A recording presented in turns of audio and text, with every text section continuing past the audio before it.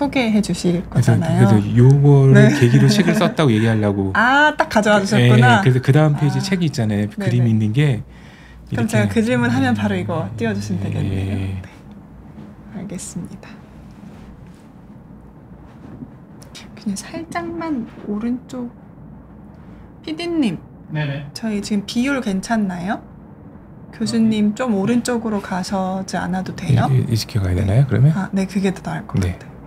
네, 좋습니다. 네. 나중에 또 이거 후편 편집할 때 그래도 예쁜 게 좋으니까.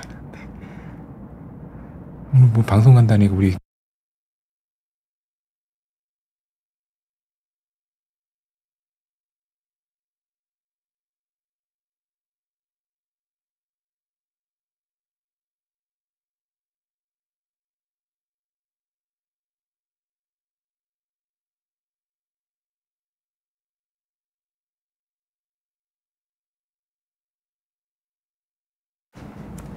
안녕하세요. 대한소화기암 연구학회와 비욘디가 함께 준비한 라이브 방송 시간입니다. 오늘은 췌장암 분야의 명의를 모시고 진료실에서 못다한 췌장암 이야기를 한번 해보려고 합니다. 시청자 여러분들의 궁금증도 받아들일 예정이니까요. 김바다님 궁금한 점 댓글에다가 남겨주시면 저희가 강의 중간중간 답변 드리도록 하겠습니다. 네, 교수님 오랜만에 뵙습니다. 예, 그렇죠. 예, 한 벌써 6년 넘은 것 같아요. 그때 옛날 사진 보니까 머리도 까맣던데 이제 완전히 머리가 백발이 돼서 왔습니다. 네. 일단 저희 구독자분들께 오랜만에 인사 부탁드려도 될까요? 예, 안녕하세요. 저 서울대학교 병원 소화기내과에 근무하는 이상현입니다. 옛날에 이렇게 얘기하니까 군인처럼 얘기한다고. 근데 홍 대표님이 얘기하셔서 오늘은 좀 다르게 학회를 대표해서 나왔으니까 다르게 말씀드리겠습니다.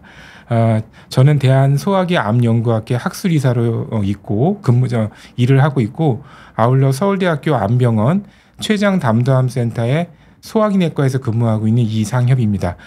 여러분들 만나뵙게 돼서 반갑습니다. 반갑습니다. 저희 홍 박사님이 인터뷰하셨으면 아마도 또 본인 자랑해보라고 또 이렇게 얘기를 해주셨을 것 같은데요. 예. 오늘은 그래도 자랑할 게 하나 있습니다.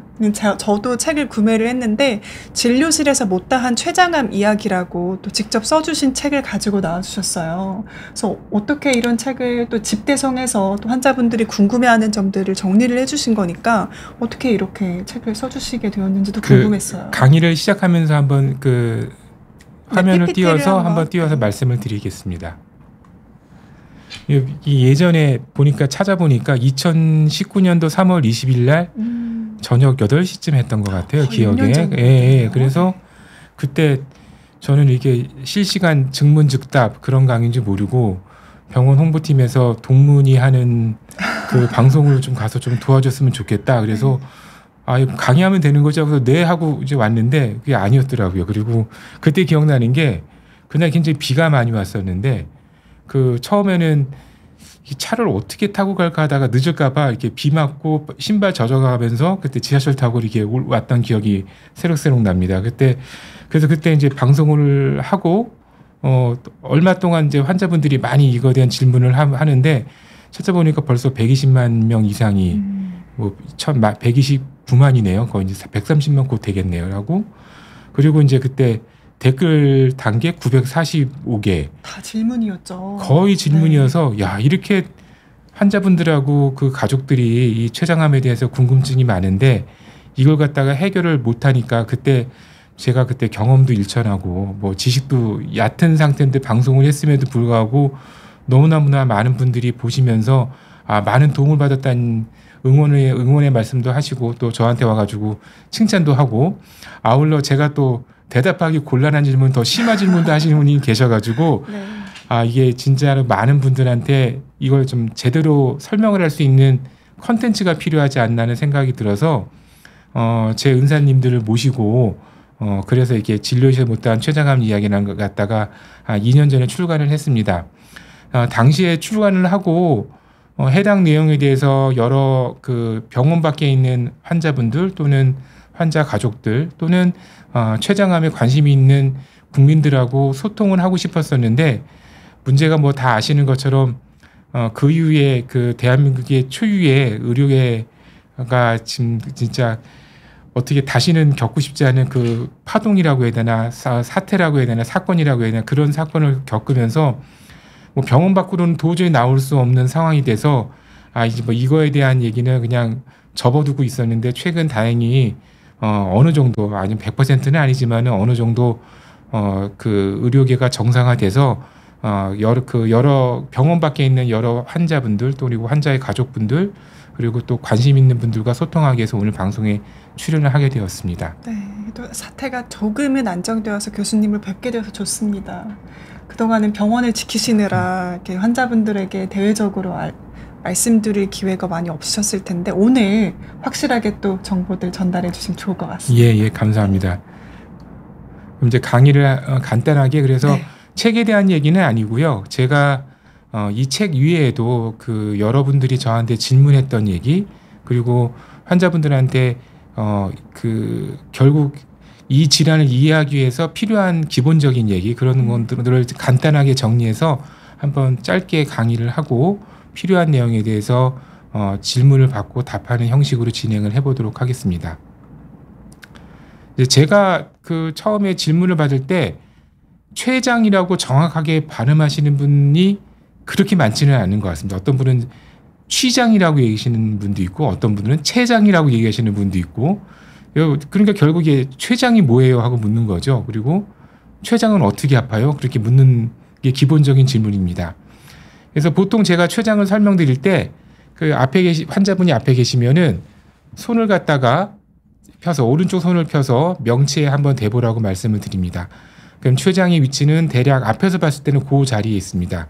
근데 이제 단면으로 보면은 췌장은 그 복벽의 바로 아래에 있는 게 아니라 복벽의 아래는 위가 있고 위 뒤편의 자리에 갖고 있습니다. 또 그 췌장의 뒤편에는 척추뼈가 있어서 많은 경우에 이제 그 여러 가지 그 환자분들 또는 일반 분들이 등이 아프면은 췌장에 문제가 생겼다고 얘기하는 하나의 해부학적인 위치가 그렇게 이해를 하시면 됩니다. 대략 크기는 여러분의 손바닥의 한 반 또는 3분의 1 정도 크기로 그 명치에서 봤을 때 그렇게 자리 잡고 있다고 생각하시면 됩니다. 그러니까 여기서 보면은 앞에서는 명치와 배꼽 사이, 옆에서는 위와 척추 사이. 그래서 결국 복부에서 가장 깊은 곳에 있다. 그렇게 이해를 하시면 좋을 것 같고 특징적으로 췌장만 따로 남아서 무슨 역할을 하는 게 아니라 담낭과 그러니까 담도하고 십이지장과 같이 연결이 되어 있습니다. 결국 보면은 여러 가지 복잡한 장기가 얼기설기 섞여 있고 요런 소화기관뿐만 아니라 이 근처로는 대동맥이 지나가고 대동맥에서 나오는 큰 혈관들이 췌장 사이로 이렇게 지나갑니다. 결국 이 복잡한 구조 속에 있기 때문에 문제가 생기면은 소위 말해서 대형 사고가 나게 되는 겁니다. 하는 일은 첫 번째가 저는 소화기내과 의사니까 췌장이 하는 일의 가장 중요한 역할은 소화제를 맞는다고 생각을 합니다. 그래서 그걸 저희가 흔히 의학적으로 외분비 기능을 한다고 얘기를 합니다.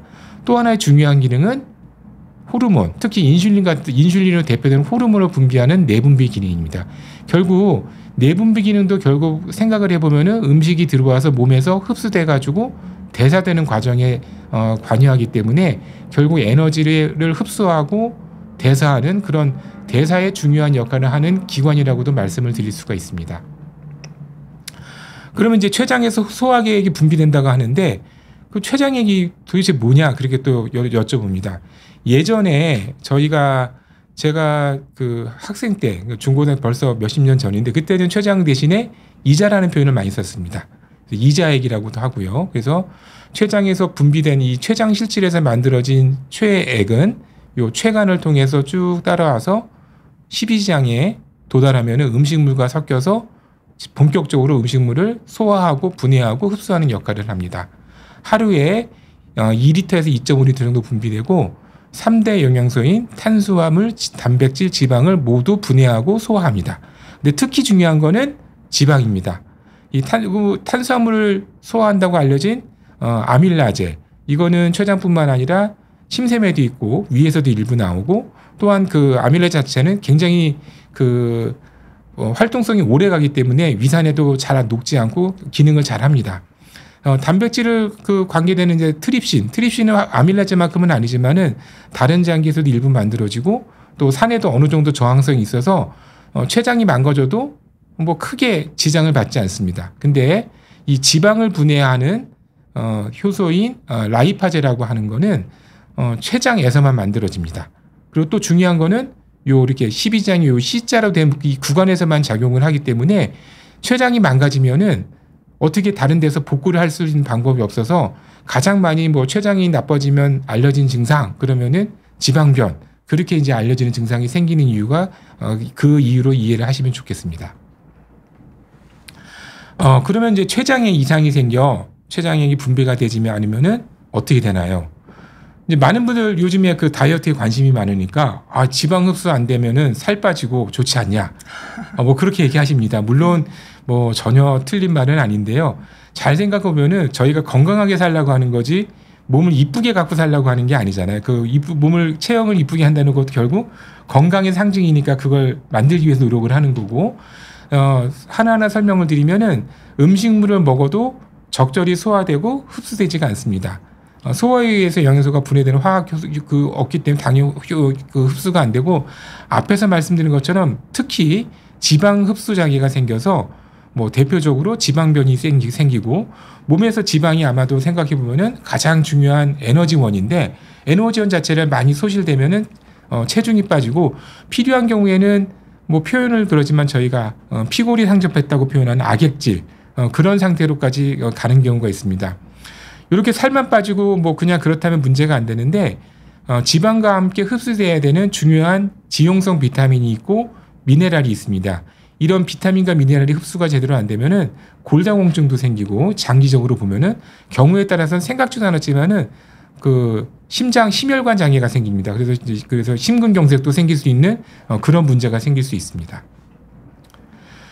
기능은 이상을 일으키는 원인 뭐 제일 흔히 알려진 게 술이죠. 술, 음주가 있고 그 다음에 흡연, 그리고 유전, 그 다음에 자가면서 췌장염이 있는데 생각해 보면은 한 번의 이벤트로 췌장이 확 망가지진 않습니다.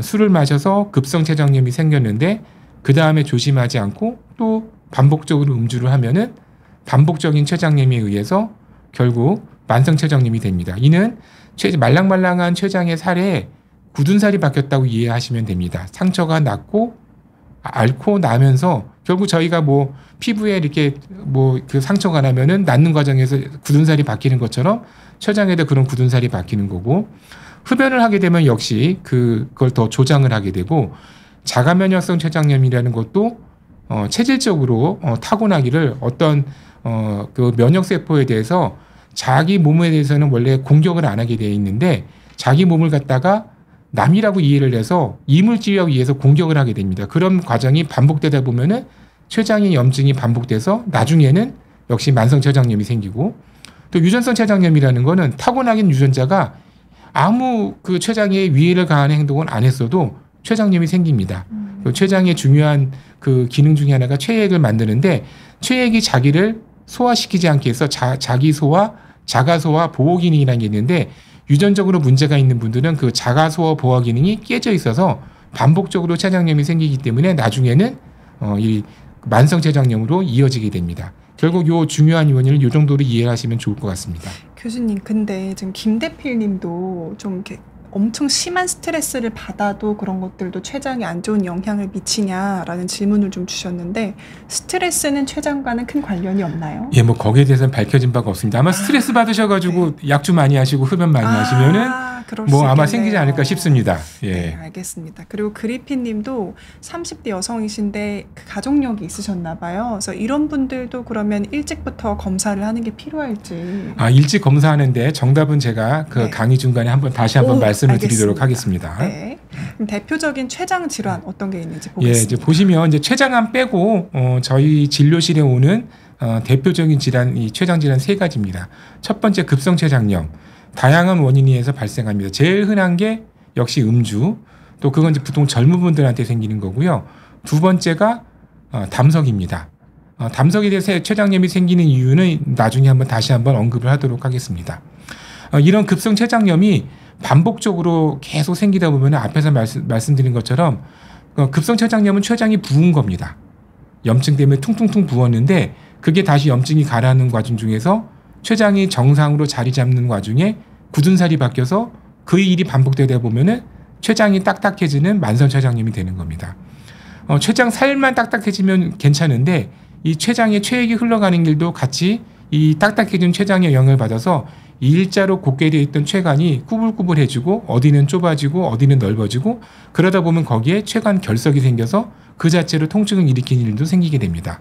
당연히 이 췌장의 그 중요한 소화 효소를 만드는 췌장의 살들이 다 망가졌기 때문에 소화 기능하고 호르몬 분비 기능이 많이 떨어지게 됩니다. 최근에는 아마도 건강에 대한 관심이 많아져서 건강검진이 우리나라 같은 경우 굉장히 활발하게 이루어지고 있습니다.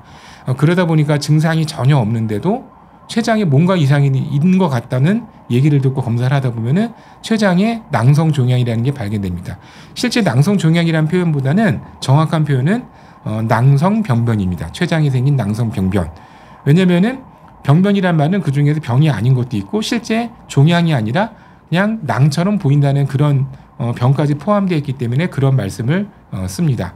실제 췌장암은 많지만 그 관심이 제일 많지만은 발생은 아주 적습니다. 아주 그나마 다행스러운 일이시죠.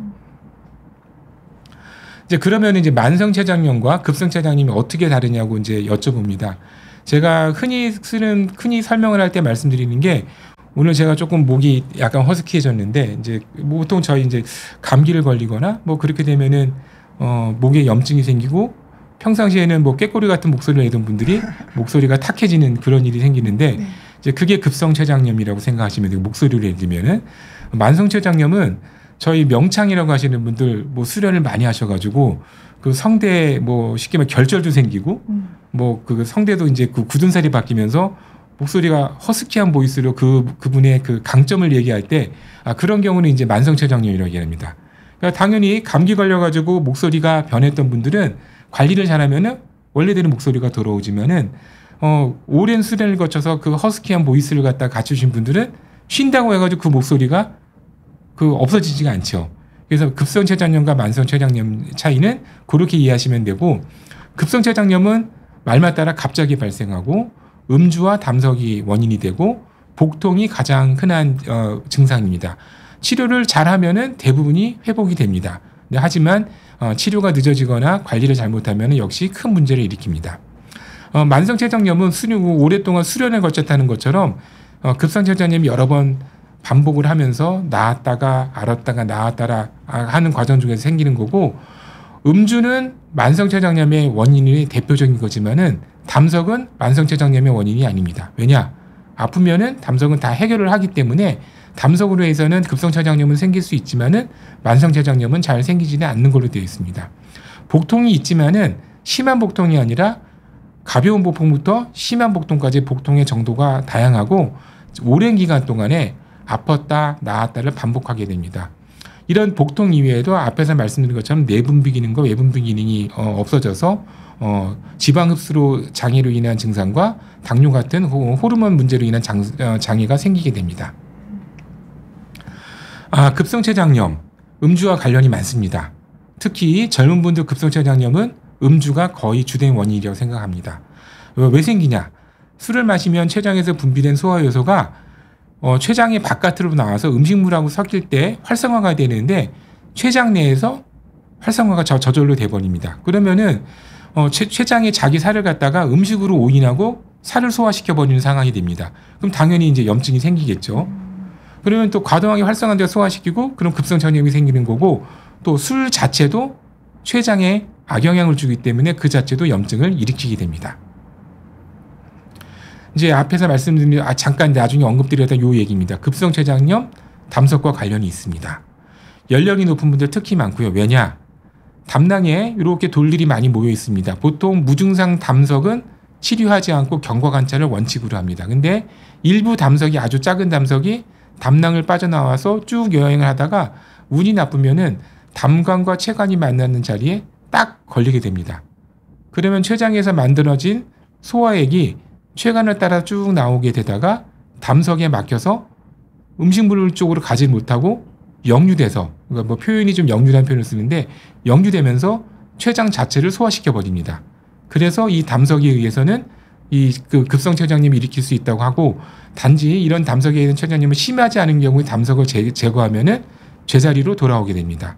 그래서 담석에 의한 경우 다른 문제가 없다면은 이런 급성 췌장염의 반복을 피하기 위해서 대부분 담낭절제술을 권고하거나 내시경으로 이 담석을 제거하는 시술을 하기 때문에 만성으로 이어지는 경우는 거의 없다고 보시면 됩니다. 급성 췌장염이 심한 복통인데 다른 복통과 어떻게 구별하냐고 했습니다. 뭐 배 아프다는 게 너무 다양하죠. 맞아요. 저희가 배 아프다 가면은 그 어떻게 아프냐 가면은 정말 그 뭐 설명하기 의사들도 이거 참 어떻게 해석을 해야 되나 뭐 그렇게 그 할 정도로 다양한 표현을 하는데 급성 췌장염의 복통은 아주 특징적입니다. 제가 맨 처음에 췌장의 위치를 얘기할 때 등 쪽에 있다고 말씀드렸잖아요. 그래서 급성 췌장염이 생기면은 그 사람이 이렇게 웅크리고 있는 자세로 있게 됩니다. 왜냐하면 그 이 몸을 이렇게 신전시키는 동안에 이 등 쪽으로 자극이 가지고 등 쪽으로 뻗치는 듯한 통증이 나타나고 또 몸을 이렇게 신전시킬 때 필 때 복막이 자극이기 때문에 통증이 더 심해집니다. 그래서 대부분 복막을 자극하지 않고 등 쪽으로 가는 신경을 갖다 건들지 않기 위해서 이렇게 웅크리고 가만히 있습니다. 그래서 응급실에 환자가 배가 아프다고 하는데 그런 자세를 하고 있으면은 아 급성 췌장염이구나 금방 알게 됩니다. 그리고 또 하나가 이런 복통 외에도 앞에서 말씀드린 것처럼 담석에 의한 경우는 췌장의 그 두부 쪽에 췌장 쪽에 흘러가는 담도가 막히기 때문에 담즙이 흘러가지 못해서 그 황달이 생기기도 하고 또는 췌장의 머리 쪽에 그 염증이 생기면은 황달이 그 담석이 없어도 부은 췌장이 담도를 압박을 해가지고 담즙이 흘러가는 길을 막아서 그 2차적으로 황달이 생기기도 합니다. 황달이 생기면은 그 다음에 이제 그 담즙이 고여 있어서 정체되다 보면은 고인물이 뭐 썩는 것처럼 담즙에 염증이 균이 자라기 때문에 발열이 나게 되고 경우에 따라서는 담관염, 담낭염과 같은 증상이 생기고 이어서 운이 나쁘면은 폐혈증으로 이어지기도 합니다.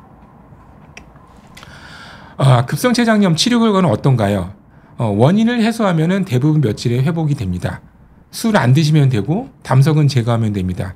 근데 하지만 그때 처음에 그 경고 증상, 배가 아프고 등 쪽도 안 좋고 열도 나고 몸도 안 좋은데 뭐 그냥 굳은 의지를 갖고 계속 약주를 드시고 꾹 참고 병원을 늦게 오시게 되면은 경우에 따라서는 췌장이 녹아버리는 경우가 생깁니다. 그런 경우는 저희가 괴사성 췌장염이라고 하는데 괴사성 췌장염이 되면은 그때부터는 급성 췌장염의 범주에서 벗어났다고 생각하시면 됩니다. 죽을 수도 있습니다. 췌장에서 나오는 여러 가지 안 좋은 물질들이 전신에 퍼지면서 심장도 멈추게 할 수 있고 신장 기능도 떨어지게 할 수 있고 호흡 기능도 떨어지게 할 수 있어서 저희가 다발성 장기 부전으로 이어지고 아주 안 좋은 경우는 사망으로도 이어질 수 있습니다. 그래서 그런 것 때문에 증상이 생기면 빨리 의료기관을 찾아가지고 해결을 해야 되는 걸 한번 강조시키고 싶고 또 술을 계속 반복적으로 드시게 되면 급성 췌장염이 만성 췌장염으로 이어진다. 다시 한번 강조드리고 싶습니다. 술을 조금 본인이 생각할 때 많이 드시는 분은 좀 이런 복통이 있는 경우에는 좀 가볍게 넘기지 말고 그렇죠. 네. 병원을 좀 찾아보셔야겠네요. 예. 네, 알겠습니다. 그럼 이제 췌장염을 예방하는 어떻게 하냐? 뭐 특별한 방법이 있는 건 아닙니다. 저한테 무슨 음식 먹으면 췌장염 예방되냐고 하는데 무슨 음식이 아니라 사실 음식은 증상을 갖다가 악화시키는 원인이 되지 원인으로는 결국 뭐 뻔한 얘기지만은 술 안 좋고요. 금연 안 좋고 또 췌장이 앞에서 말씀드린 것처럼 에너지를 대사시키는 기관이라고 했는데 운동 안 하고 과식하면은 췌장이 과도하게 힘을 빼는 일이 생깁니다. 네. 열심히 일을 하게 되면은 췌장도 지치니까 병도 잘 생기겠죠. 또 하나가 이제 췌장염과 췌장암 증상으로 구별할 수 있나요? 췌장암의 대표적인 증상, 소화장애, 복부 통증, 황달, 전신쇠약감, 당뇨병, 체중 감소 이외에도 많습니다. 췌장암의 증상이 아주 하나의 증상으로 표현을 못하는데 그 중에서 복통이 생기면은 췌장염과 비슷한 복통이 있는 경우가 있습니다. 뭐 다른 경우도 있지만은 있는 경우가 많기 때문에 배 아픈 것 같고서 췌장암 때 생기는 복통하고 췌장염과 생겼을 때 복통이 일부는 겹치는 구간이 있기 때문에 이 증상만 갖고 100% 구별하기는 어렵습니다. 따라서 췌장염으로 생각되는 증상, 앞에서 뭐 말씀드린 것처럼 이렇게 웅크리고 있고 배가 아프고 최근에 술 먹고 아파서 그러면 급성췌장염이니까 며칠 술 안 먹고 버티면 괜찮겠지.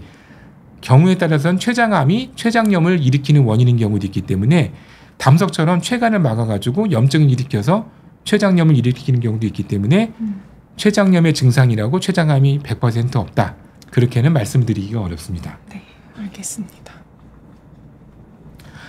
이제 그러면 이제 또 제일 이제 마지막으로 걱정되시는 게 그거죠. 췌장염이 췌장암으로 진행될 수 있나요? 급성 췌장염이 마췌장암하고 연관성은 크게 보면은 그냥 직접적으로 보면은 없다고 해도 됩니다. 하지만 급성 췌장염이 반복적으로 이루어지면은 만성 췌장염이 되는데 만성 췌장염이 된 이후부터는 얘기가 달라집니다.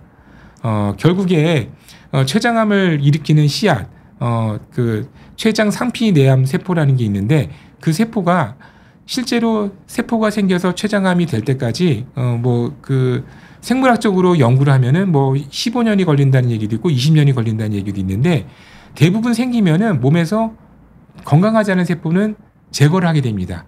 사람 몸이라는 게 면역 기능이 있기 때문에 제거를 하게 되는데 만성 췌장염이 되면은 그런 세포가 생겼을 때 제거할 기능이 없어집니다.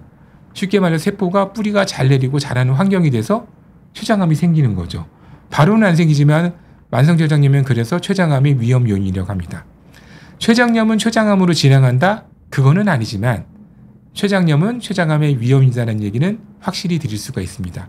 따라서 위험인자를 만들지 않으려면은 급성 췌장염이 생겼을 때 만성 췌장염으로 진행하지 않도록 관리를 잘 하셔야 됩니다. 그러면 여기까지가 제가 이제 췌장암에 앞서서 췌장에 관한 일반적인 이야기하고 췌장이 어떻게 아픈 거에 대해서 췌장암 이해 질에 대해서 간단하게 설명을 드렸습니다. 근데 그럼 이어서 이제 췌장암 쪽으로 돌아가서 설명을 하겠습니다.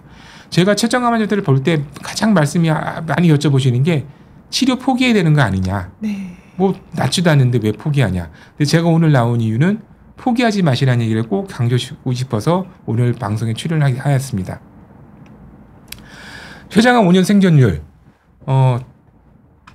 강의할 때 예전에 보통 우리나라 분들이 심정적으로 알고 있는 거 우리나라가 외국보다 좀 치료를 잘한다고 하는데 안 나니까 아마 5% 정도 생존율이 있을 거고 우리나라가 좀 낮다고 하니까 한 7%에서 8% 정도라고 생각하는데 최근에 많이 좋아졌습니다.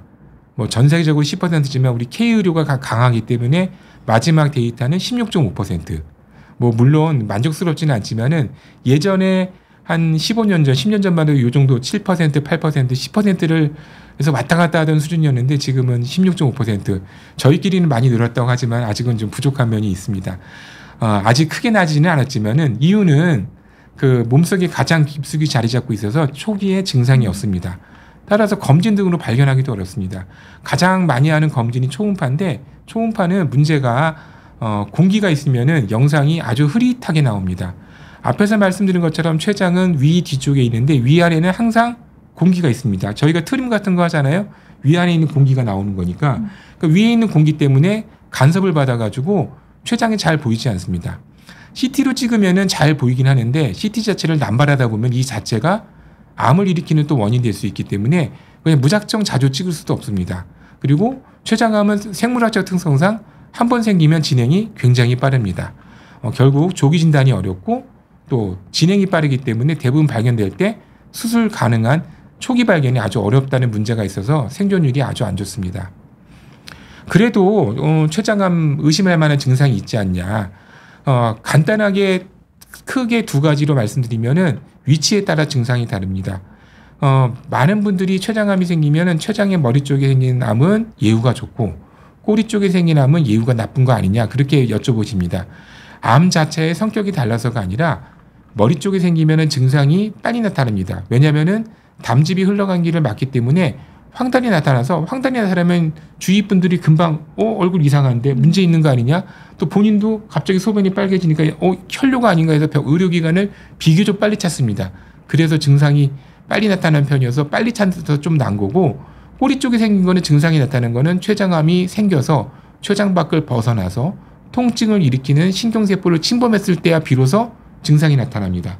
그런 경우는 이미 췌장 암세포가 췌장을 벗어났기 때문에 원격 전이가 있는 경우도 많습니다. 그래서 꼬리에서 생긴 췌장암은 대부분 발견되면 3기 후반 또는 4기로 발견되기 때문에 그런 말씀을 드리는 겁니다. 이외에도 당뇨병, 복통, 전시세양과 체중 감소, 하나의 증상이 아니라 여러 가지 증상이 복합적으로 있는 경우에 췌장암을 갖다가 생각할 수 있습니다. 아까 그 30세 그 문제 질문 나왔었잖아요. 가족력이 있으면 췌장암 발생의 위험이 큰가요? 대략 환자의 한 10%는 가족력이 있습니다. 근데 저희가 가족성이라고 얘기하는 거는 가족 중에 한 명 있다고 해서 가족성이라고 얘기하는 게 아니라 직계가족 중에서 2명 이상 있을 때를 갖다 가족성이라고 합니다. 실제 생각해 보면은 그렇게 많지 않습니다. 직계 뭐 어머니하고 뭐 본인을 생각해서 어머니가 걸렸고 본인이 걸렸고 그러면 그분의 자녀는 췌장암의 가족성이 있는 거지만은 그런 경우는 그렇게 흔하지 않고 또 요즘에 또 문제가 형제가 많지 않기 때문에 어머니 형제 한 5분 있는데 그 중에 2분이 췌장암이다. 그러면 가족성이 있다고 얘기를 하지만 최근에는 가족이 그 형제분들이 뭐 있기도 하고 없기도 하고 파악하기가 좀 쉽지 않겠네요. 어려운 문제가 있고 또 하나가 얼마 전에 연구를 해봤는데 이런 가족력이 있는 분들이 실제로 유전성 췌장염에 비해서 위험도가 있냐고 찾아봤더니 거의 유전성 췌장염에 비해서는 일반인보다 약간 높은 정도. 네. 물론 이게 10배라고 하지만 10배라는 수치가 무시무시하지만은 췌장암이 10,000명 중에 1명 생기는 거고 이렇게 직계 가족이 많으면은 한 1,000명 중에 1명 정도 생기는 거니까 높긴 하지만 너무 공포심을 가질 필요는 없다고 생각합니다. 그래서 검사하는 나이를 저희가 권고할 때 이런 기준을 제기합니다. 가장 젊은 나이보다 10에서 15년 정도. 그러니까 결국 40대 중반 정도가 가장 빨리 시작하는 나이겠죠. 예를 들어서 할아버지가 65세 췌장암이 생겼고 아버지는 60세가 췌장암이 생겼으면은 그 아들인 그 김서울 씨는 45세, 늦어도 50세부터는 췌장암에 대한 검진을 시작하셔야 됩니다. 아까 그 30세 여자분께서 얘기를 하셨는데 그 한 분만 계시면은 이런 게 허용이 되지 않고 직계에서 2명이 있으면은 그걸 기준으로 해가지고 검진 시작 나이를 정하시면 될 것 같습니다. 근데 그러면 진행이 빠르다고 하셨는데 네. 검진을 매년 그러면 해야 되는 걸까요? 통상 매년을 기본적으로 사실 현실적으로 1년에 한 번 이상 검사하기는 어렵고요. 최근에 이제 췌장암을 갖다 조기 발견하기 위한 집중적인 연구를 하는 그런 연구에서는 6개월에 한 번씩 검사하는 기준을 세워서 하기도 합니다. 근데 6개월에서 해도 실제 조기로 찾는 게 한 30% 정도밖에 안 되기 때문에 이제 췌장암이 생기면 진행이 빠르다는 게 정말 실감나는 연구라고 생각을 합니다. 네, 알겠습니다. 당뇨병 환자도 이제 췌장암이 위험이 있다고 알려져 있습니다. 이제 이유는 당뇨병이 있으면은 췌장의 기능이 떨어졌다는 의미입니다. 오랫동안 당뇨병을 앓은 환자는 결국 그 췌장의 상태가 나쁜 세포가 생겼을 때 스스로 그 세포를 갖다 쫓아낼 수 있는 기능이 떨어진 췌장일 가능성이 높기 때문에 일반적인 건강한 췌장보다 발생 빈도가 2~3배 높다고 알려져 있고 또 하나가 갑자기 이제 이거는 이제 췌장암에 대한 그 위험 증상 중에 하나인데 당뇨병이 이유 없이 생기는 분이 있습니다. 몸 관리 잘하고 가족력도 없고 하는데 어느 날 갑자기 혈당이 안 잡혀서 그런 경우 또는 당뇨병이 치료를 잘 되고 있는데 특별한 이유 없이 당이 조절되지 않는 경우 저희가 그 뉴온셋 DM 최근에 생긴 당뇨라고 하는데 이런 경우에는 췌장암 위험이 한 10배 정도 높기 때문에 꼭 필히 췌장암에 대한 검진을 하셔야 됩니다. 어떤 검사하느냐? 이제 아까 말씀드린 초음파는 그 췌장에 좀 취약한 검사라고 말씀드렸고 아마 그냥 일반적인 검사를 한다고 하면은 몇 년에 한 번 정도 CT를 한번 찍는 정도를 권고드립니다. 췌장암에 대한 특별히 위험 인자가 없는 분들은 주로 초음파를 하시다가 혹시 걱정되면 한 몇 년에 한 번 정도 이건 뭐 제가 구체적으로 몇 년이라고 얘기는 못 드리겠고 한 번 정도 할 수 있고 정말로 췌장암의 고위험군 6개월에 한 번씩 해야 되는 분이라고 하면은 MRI하고 초음파 내시경 갖다가 권고드립니다. 연구에 따라서는 MRI하고 초음파를 갖다 번갈아 가면서 하는 연구도 많습니다. 두 개가 장단점이 있기 때문에 MRI하고 초음파 내시경을 하지만은 근데 제가 이제 이 얘기하면은 저한테 와가지고 MRI가 제일 좋다는데 왜 MRI 안 찍냐고 얘기하시는데 하는데 그거는 서울대학교 병원이 같이 췌장암을 치료하는 병원에서 하시는 게 아니라 그냥 건강 관리를 하시는 병원 가서 검사 드리는 걸 권고드립니다. 왜냐 서울대병원 MRI가 그 기기가 몇 대 안 되는데 건강하신 분들 MRI 찍다 보면은 진짜 아프신 췌장암 환자들이 MRI 예약이 안 돼가지고 너무너무 고생을 하십니다. 그래서 제가 저한테 진료 왔을 때 MRI 안 찍어준다고 섭섭해하지 마시고 서울대병원은 어쩔 수 없이 그런 중증 환자를 갖다가 치료하는데 특화된 병원이기 때문에 좀 의료 환경을 조금 이해해 주시면 감사하겠습니다. 췌장암 앞에서 말씀드린 것처럼 진행도 빠르기 때문에 대부분 보통 80에서 85%의 환자는 수술이 불가능한 상태로 발견됩니다. 따라서 수술을 받은 환자도 5년 생존율이 20% 미만입니다. 하지만 일기 이제 2cm 미만인 것뿐만 아니라 췌장에 국한된 한 4cm 이내의 췌장암, 주위에 임파선 전이도 없고 원격 전이도 없고 췌장 안에만 있는 경우는 50%를 상회하고 만약에 2cm 미만, 1cm 정도 찾았다. 그런 경우에는 완치율이 한 85%까지 이른다는 보고가 있기 때문에 일찍만 찾을 수 있다면은 정말로 이렇게 극복하지 못하는 병은 아니라고 생각하셔도 좋겠습니다. 최근에 이제 췌장암 수술이 굉장히 큰 수술이니까 뭐 복부 절개를 크게 하고 대형 수술이어서 이거 진짜 수술하다 이게 문제가 되는 거 아니냐. 또 수술도 너무 힘드니까 이거 무서운 거 아니냐 했는데 최근에 로봇 수술 또는 복강경 수술이 도입이 돼서 많은 경우에 이제 큰 일반적인 개복 수술을 대체하고 있습니다. 로봇 수술의 장점, 회복이 빠르다는 거죠. 그래서 회복이 빠르기 때문에 수술하고 나서 췌장암 환자들은 많은 경우 이제 항암 치료를 해야 되는데 예전에 하는 전통적인 수술에 비해서 일상생활로 복귀가 좀 빠르기 때문에 항암 치료도 빨리 시작할 수 있고 컨디션이 좋은 경우는 췌장 항암 치료 갖다가 빨리 완결할 수 있는 측면이기 때문에 장점이 있습니다. 근데 하지만 절제 범위가 큰 경우에는 아직 로봇 수술이나 복강경 수술은 한계가 있기 때문에 외과 선생님들 말씀 들어보면은 정말로 큰 아주 광범위 절제를 한 경우에는 전통적인 그냥 개복 수술을 권고한다고 말기도 하십니다. 이제 거의 이제 강의가 끝나가는데 이런 얘기 진짜 많이 듣습니다. 간 이식하는데 폐 이식도 하는데 심장 이식도 하는데 췌장암이면 췌장 이식하면 되는 거 아니냐. 근데 이제 췌장암에서는 췌장암은 췌장 이식으로 치료를 못 합니다. 췌장 이식을 한다 그러면은 원래 있던 췌장을 없애버리는 게 아니라 원래 있던 췌장을 놔두고 췌장을 다른 장에다가 연결하는 수술을 하는 겁니다. 췌장 이식은 당뇨병을 치료하기 위해서 만들어낸 수술이기 때문에 원래 췌장암 있는 세포는 그대로 두고 붙이는 거니까 아무 의미가 없는 거고 설령 원래 있던 췌장을 띄고 거기에 다른 건강한 췌장을 붙인다. 그 다음에 생기는 문제는 남의 췌장을 붙이게 되면은 면역 거부 반응을 줄이기 위해서 면역 억제제를 굉장히 세게 쓰게 됩니다. 근데 췌장암이 생겼으면 이미 눈에 보이진 않지만은 몸 안에 피 안에 암세포가 떠돌고 있기 때문에 면역 억제제를 세게 쓰면은 그 암세포가 활기를 칠 수 있는 환경이 돼버려서 전이도 잘 생기고 재발도 잘 됩니다. 그럼 뭐 결국에는 이식 수술이란 굉장히 위험하고 큰 수술이고 힘든 수술인데 열심히 수술해가지고 재발하면은 아무 소용이 없는 거죠. 그러니까 그래서 췌장암은 췌장 이식으로 치료를 못합니다. 그렇게 이해를 하시면 좋을 것 같습니다. 최근에 표적 치료제, 면역 치료제 많이 나오고 그거에 대해서 질문들을 많이 하십니다. 근데 불행히도 췌장에서는 면역 치료제 또는 표적 치료제가 대상이 될 수 있는 환자가 검사를 해보면은 10%가 채 안 됩니다. 그래서 아직은 전통적인 방법인 항암 치료, 수술, 방사선 치료가 근간으로 치료를 하게 되고 결국 이제 하나의 치료뿐만 아니라 여러 가지 치료를 병합을 해서 하게 됩니다. 다행인 거는 최근에 췌장암에 대한 연구 왜 많아지냐?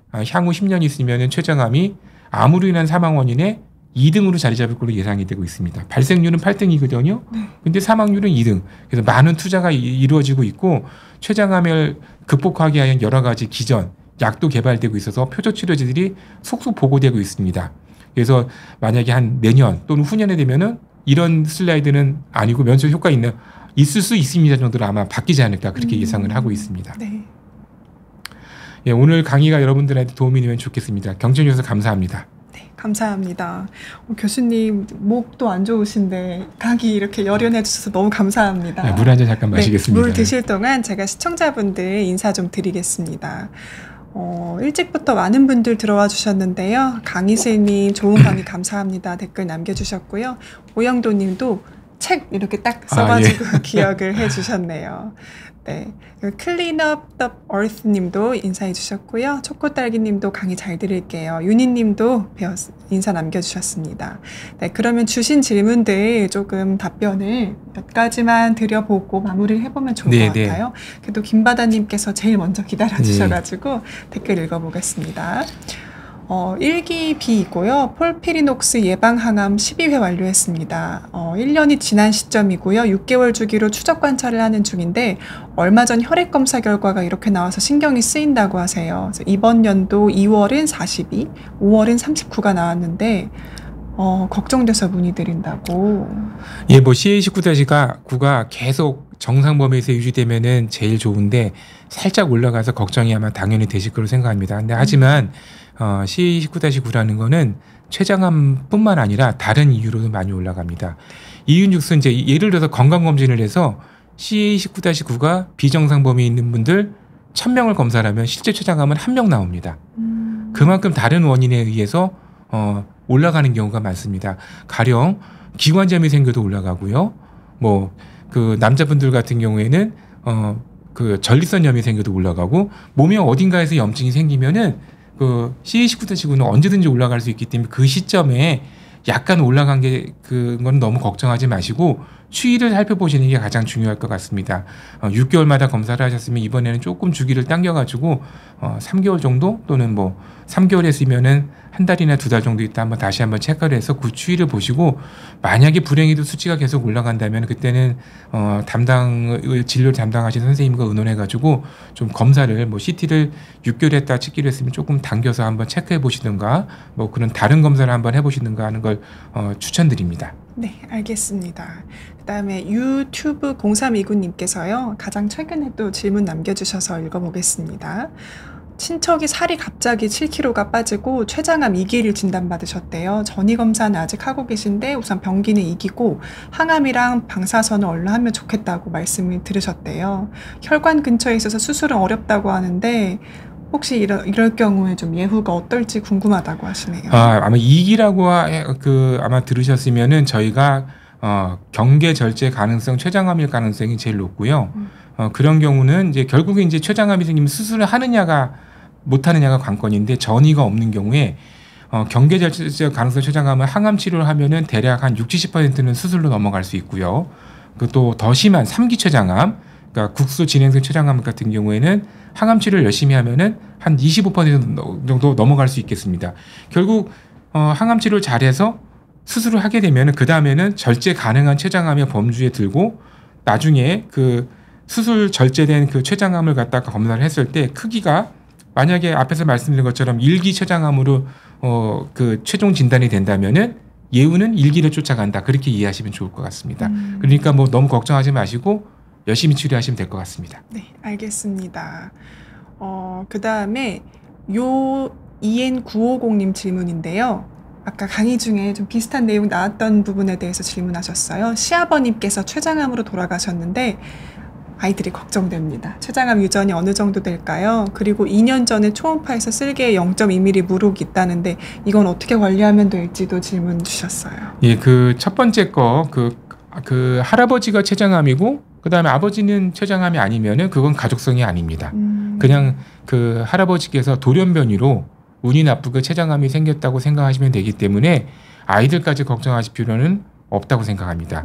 근데 그 할아버지 형제분들 중에서 혹시 예전에는 형제분들이 많았던 시절이니까 그 중에서 췌장암으로 돌아가신 분이 다른 분이 있으면은 앞에서 말씀드린 것처럼 뭐 아주 어릴 적부터 뭐 검사를 할 필요는 없는 거고 어느 정도 나이가 됐을 때 뭐 그 한 50세 정도부터 아마 체크 관리를 하시면 좋을 것 같습니다. 두 번째 질문, 초음파에서 쓸개에 0.2mm, 2mm겠죠. 0.2mm는 잴 수가 없을 정도로 작은 거고 2mm보다도 작은 거니까 무록이 있다고 하는데 쓸개 아마 무록이 아니라 용종이라고 들으셨을 거고요. 용종도 아니고 용종성 병변이죠. 용종처럼 보이는 거. 2mm짜리 그 용종성 병변은 실제 나중에 담낭암으로 이어지는 선종이 아니라 그냥 콜레스테롤 폴립이라고 그래서 그 담석과의 성분인 콜레스테롤 담낭벽에 붙어서 용종처럼 보이는 거기 때문에 전혀 걱정하실 필요 없다고 생각합니다. 네, 알겠습니다. 너무 걱정하지 마시고 일반적인 정기검진에 준해서 1년에 한 번 정도 췌장암 그 복부 초음파 정도 하시면은 충분할 수 있습니다. 네, 알겠습니다. 교수님, 그리고 오늘 강의에서는 그 췌장염 대해서 음주 되게 강조해 주셨잖아요. 그 원인으로. 근데 오은성님께서 혹시 체중이 급격하게 찌거나 빠지는 경우도 췌장에 악영향을 느끼는지 좀 걱정되셨나요? 예, 아마 저거 그 최근에 그 비만 치료가 정말 전 국민의 화두가 되는 세상이 됐는데, 맞아요. 그 제가 했던 연구 중에서 위암 환자들한테 담석 예방 치료를 하면은 어떨까? 이제 그 했던 이유가 그 생각해 보면 위암 수술했다는 얘기는 살이 급격하게 빠지는 상황이잖아요. 그게 네. 위를 자르고 금식도 오래 하고 투병 생활도 오래 하고 그런 경우에 정상인에 비해서 담석이 생기는 확률이 대략 한 5배 정도, 6배 정도 높습니다. 담석이 많이 생긴다는 얘기는 췌장염의 중요한 원인 중에 하나가 담석이라고 얘기 드렸으니까 네. 결국 담석이 많이 생기면은 급성췌장염도 잘 생길 확률이 높다. 그렇게 이해하시는 게 첫 번째 하나 방법일 거고, 최근에 아마 그 비만 치료제라는 게 췌장에서 분비되는 그 인슐린에 관계된 그런 그 물질을 갖다가 이게 그 막는 또는 기능을 억제하는 뭐 그런 유해 뭐 정확하게 이름을 제가 얘기 드린 거 오늘 얘기는 좀 어려운 얘기고요. 네. 그러면 결국 췌장을 갖다가 조금 힘들게 하는 상황이 되기 때문에 그렇죠. 아마도 췌장염이 조금 잘 생긴 거라는 보고는 있는데 정확하게 그 임상 데이터에서는 통계적으로 크게 차이가 난다고 되지는 않습니다. 결국 그냥 조심하시는 거고 결국에는 담석이 안 생기게 잘 관리한다. 그러니까 한 번에 체중이 빠지면 담석이 생길 수 있기 때문에 체중을 갖다 천천히 빼는 게 좋고, 뭐 또 담석을 예방할 수 있는 몇 가지 약제가 있기 때문에 뭐 그 많이 알려진 게 시중에서 이제 그 UDCA라는 성분의 약이 있는데 대표적으로 비만 수술, 또 제가 말씀드린 것처럼 제가 했던 위암 수술로 체중이 급격히 빠지는 경우에 UDCA 성분의 약을 갖다 적정량을 복용하면은 상당수의 담석을 예방할 수 있기 때문에 그것도 한번 고려해 보시는 게 좋을 것 같습니다. 네, 알겠습니다. 그래도 주치의분께서 잘 약을 만약에 그런 경우는 그렇죠. 예, 같이 처방해 주시지 않을까 예. 싶어요. 네. 네, 그 다음에 천재성대님 질문도 비슷한 류인데요. 36세 직장인이시라고 합니다. 그래서 업무상 이유로 식사를 좀 거르고 좀 늦게 드시기도 하시고 배달도 많이 드시고 하는데 기름진 음식도 많이 드시고요. 이런 불규칙한 식습관도 췌장에 혹시 영향을 미칠까요? 네. 저도 비슷한데요. 평상시 너무 바빠서 점심 못 먹는 일이 뭐 1년이면 거의 한 300일은 네. 되는 것 같으니까 결국에는 점심을 갖다가 거르고 저녁을 먹는다 그거 자체가 중요한 게 아니라 늦게 드시다 보면은 그 설명하신 기름진 음식을 갖다 과도하게 섭취를 하게 되고 네. 이제 기름진 음식이 들어가면은 운동을 해가지고 잘 소모를 하고 잠을 드셔야 되는데 대부분 늦게 드시면은 그냥 주무시죠. 맞아요. 그러면은 네. 그 본인은 잠들었지만은 췌장은 잠들지 못하고 밤새 일을 해야 됩니다. 그럼 췌장이 지쳐가지고 결국 그 나쁜 세포가 생겨도 쫓아낼 힘이 없는 비실비실한 췌장이 되니까 별로 좋지 않을 거라고 생각을 합니다. 그거는 이해를 하시고 조금 더 건강한 습관에 예, 대해서 예. 노력을 하셔야 되는데 이게 참 바쁘고 이러면 그렇죠. 어쩔 수 없는 네. 것 같아요. 또 외래 보셔야 예, 되는데 예. 식사를 하실 수도 없고 예. 네. 뭔가 딜레마 같습니다.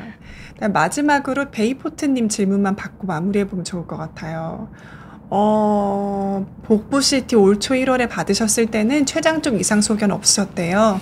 근데 혹시 그 명치 오른쪽이 계속 불편하다가 엊그제부터 등 통증이 함께 시작되었는데 조금 더 심해졌습니다. 요즘 식욕도 없고 하루 한 끼만 먹어도 배고픔도 못 느끼고 너무 피곤해서 잠을 많이 주무신다고 걱정이 좀 되셔서 댓글 남겨주셨나 봐요. 아마도 증상으로 봐서는 그 당시에 검사를 CT만 하셨는지 초음파까지 하셨는지를 모르겠는데 만약에 위치로 봤을 때는 담석이 있었다고 하면은 담석에 의한 증상일 가능성이 좀 있지 않나 생각이 됩니다. 네. 담석에 의한 증상이 생기는 것 갖다 간략히 설명을 드리면은 담석이 우상복부에 있는 장기긴 하지만 실제 통증을 일으키는 거는 명치를 중심으로 해서 약간 우측으로 치우친다고 생각하시면 됩니다. 평상시에는 별 증상이 없다가 과식을 하거나 기름진 음식을 드시게 되면은 간에서 담즙이 많이 만들어져서 쓸개로 저장을 했다가 쓸개에서 필요에 따라 조금씩 내보내야 되는데 담석이 있는 경우는 담낭에 오랫동안 염증이 일이 생기기 때문에 담낭도 역시 딱딱해져서 담즙이 들어올 때 담낭이 풍선처럼 크게 부풀어 올라야 되는데 부풀지 못하는 상황이 되면은 그것 때문에 불편한 증상이 생겨서 처음에는 그냥 답답하다, 꽉 막히는 것 같다 그렇게 느끼시고 심한 경우에는 배가 뒤틀리는 것 같고 토할 것 같다 그런 증상이 느낍니다. 아마도 식욕이 없는 것도 그런 증상이 한번 생기면은 앞에서 말했던 저희가 그 담석성 산통이라는 그런 비슷한 증상이 생기면은 본능적으로 안 드시게 됩니다.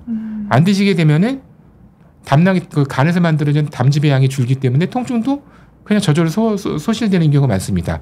그래서 그러다 보면 그냥 지치니까 그냥 또 주무시는 거죠. 그래서 아마도 그런 담석이한 증상이 가장 유사하게 췌장하고 담도를 갖다 봤을 때 그런 생기기 때문에 담석이 있는지 한번 확인을 하시고 담석이 있다면 그거에 맞춰서 수술 여부를 판정하기 여러 가지 검사를 한번 그 전문가하고 의논해서 결정하시는 게 좋지 않을까 생각을 합니다. 네, 아까도 그 슬라이드에서 내시경으로 요새는 네. 수술 잘 하니까 네. 너무 걱정 안 하셔도 될 것 같습니다. 네, 그러면 저희 이제 시간이 거의 다 되어서 오늘 라이브 방송은 여기서 마무리를 해봐야 될 것 같습니다. 제가 그 교수님 책 진료실에서 못다한 췌장암 이야기 이 책 보면서 유익한 내용들 정말 많더라고요. 그래서 실제로 췌장암으로 좀 투병을 하고 계신 분들은 치료 이런 거를 어떤 식으로 또 의사 선생님들이 결정을 하시는지 또 고령인 경우에도 내가 수술을 해야 되는지 안 해야 되는지 이런 거에 대한 현실적인 좀 조언들도 많이 담아 있어서 궁금하신 분들, 췌장암 투병하시는 분들은 한 번쯤 구매해서 읽어보셔도 좋을 것 같다는 생각이 들었어요. 네. 교수님 마지막으로 그래도 책 홍보나 좀 내가 썼지만 좀 잘 썼다 이런 책 홍보는 사실 책에 있는 얘기는 네. 그 환우분들하고 환우분 가족들이 질문을 저한테 주셨기 때문에 거기에 그 만들어진 책이라서 뭐 저 혼자 만든 책은 아니고요. 뭐 그 저희 팀에서 같이 합심해서 만든 책이고 또 제가 배운 그 두 분의 선생님으로 받은 지식을 바탕으로 쓴 거기 때문에 저 혼자 한 거가 아니라 진짜 그 협업의 산물이라고 이해를 해주면 됐고 아마 또 계속 그 개정판을 내려고 하고 있기 때문에 진료실에서 봤을 때 궁금하신 거 있으면은 전달해 주시면은 다음에 또 책을 만들 때 많은 분한테 도움되는 내용을 또 한번 담아보도록 노력을 하겠습니다. 알겠습니다. 네, 또 그러면 오늘 방송 마무리해 보도록 하겠습니다. 매우 유익한 시간이었다고 댓글 남겨주셨네요. 네, 그러면 서울대병원 소화기내과 이상협 교수님과 함께 오늘 방송은 여기서 마무리하겠습니다. 교수님 너무 감사합니다. 네, 감사합니다. 네, 시청해 주셔서 고맙습니다. 예.